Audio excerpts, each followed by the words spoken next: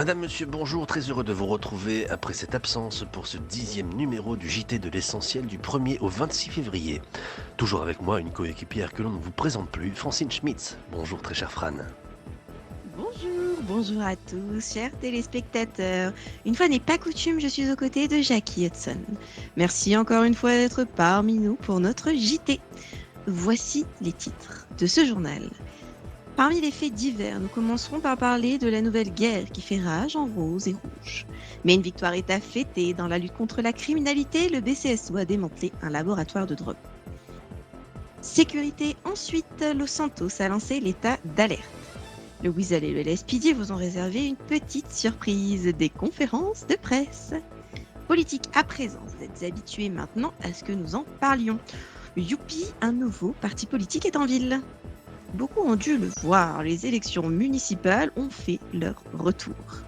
Côté vie citoyenne, nous évoquerons l'absence remarquée du gouvernement. Un petit point sur la santé est aussi important car il y a eu du changement à la direction du LSES. Et nous finirons ce journal avec de l'événementiel, une nouvelle suite de quêtes à débloquer pour la Saint-Valentin.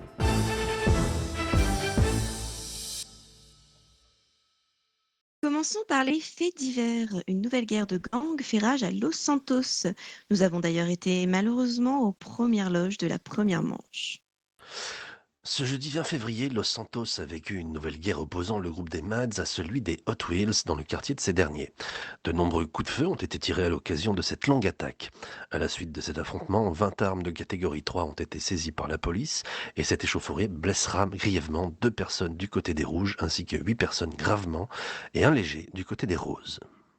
Continuons avec un fait divers explosif. Le BCSO frappe un grand coup dans le trafic de drogue. Le gouvernement a fait savoir qu'il ferait de la lutte contre le trafic de drogue sa priorité. Dans la soirée du 3 février, le BCSO a mené une opération d'envergure à Grapsine.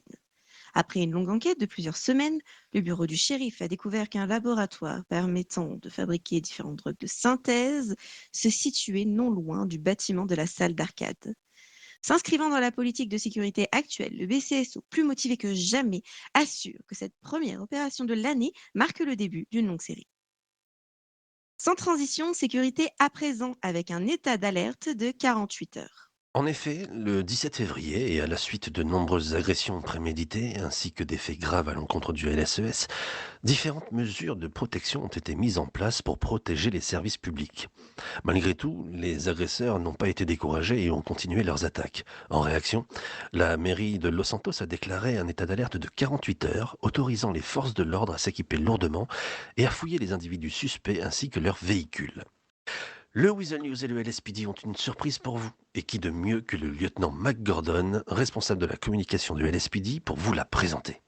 Bonjour à tous, je suis le lieutenant McGordon et je suis accompagné du sergent Reese. Nous sommes responsables de communication au sein du LSPD et nous sommes aujourd'hui avec le Weasel pour faire le point sur les événements de la semaine. Et oui, avec le LSPD, nous explorons une nouvelle façon de pouvoir vous tenir au courant de l'actualité criminelle sur l'île. Nous espérons que ce nouveau format hebdomadaire saura vous plaire. Politique à présent avec un nouveau parti plein de joie de vivre. Le paysage politique ne cesse de bouger et à l'approche des élections municipales, un nouveau parti sous le nom de In Our Own People Interest, ou l'acronyme UPI, se crée sous la direction de messieurs Mick Kidd et Tonino Calabrone. Nous avons pu leur poser des questions pour connaître les raisons qui les ont poussés à se lancer en politique. Retrouvez cet entretien sur notre site internet. Politique toujours avec de nouvelles élections municipales qui arrivent à grands pas. C'est une élection municipale sans grande surprise quant au résultat qui nous attend, puisque seulement deux partis se sont présentés, chacun pour leur propre comté. Pour Blaine County, c'est le parti ASAP qui s'est proposé avec un visage bien connu du paysage politique de San Andreas, Monsieur Mathias Diers. Tandis que pour le comté de Los Santos, c'est le nouveau parti Youpi, dont nous vous parlions juste avant, représenté par deux célèbres anciens avocats, messieurs Kirby et Spencer. Nous les avons reçus au Weasel pour leur poser de nombreuses questions afin d'en savoir plus sur leur programme et ce qu'ils comptent apporter à la vie de nos deux comtés. Mais nous n'étions pas les seuls, car nous avions un public qui a pu poser ces questions. Retrouvez ces entretiens sur notre site. Pour la catégorie vie citoyenne, j'ai un petit souci, Fran. J'aurais voulu contacter le gouvernement, mais c'est à chaque fois un échec. Alors oui, Jackie, malheureusement, ces derniers temps, le gouvernement, en la personne du gouverneur et du gouverneur adjoint, ont été particulièrement difficiles à contacter. Réunion manquée, message d'entreprise sans réponse, manque de précision, ces difficultés ont été remarquées et ont pas mal fait parler sur l'île. Nous espérons, en tout cas, que cela n'est que passager, que notre cher gouvernement saura trouver un rythme de croisière.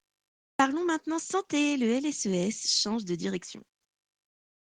Début février s'est déroulé un conseil municipal afin de discuter de qui serait le mieux placé pour prendre la direction de l'hôpital de Los Santos. Le maire Strom a officiellement nommé la docteure Maona Almera Adansoni en tant que nouvelle directrice du LSES. La passation s'est tenue sur le toit de l'hôpital et vous pouvez retrouver l'interview de la nouvelle directrice sur nos différents canaux. Et pour terminer ce journal, parlons amour et volupté. Qui dit mois de février, dit Saint-Valentin.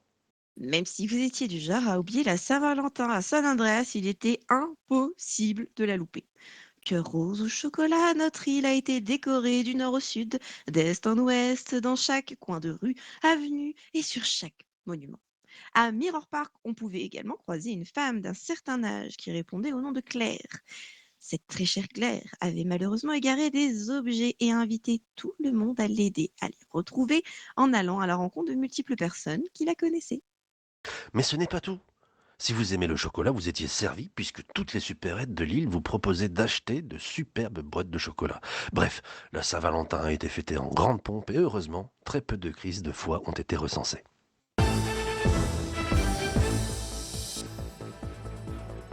Madame, monsieur, c'est déjà la fin de ce journal. Nous vous remercions d'avoir suivi ce 10e JT de l'essentiel de ce début février et également pour votre fidélité hebdomadaire. Vous pouvez à présent reprendre une activité normale. Au Weasel, nous allons rester très attentifs à ce qu'il se passe pour vous tenir au courant. Belle journée, belle soirée et à très vite.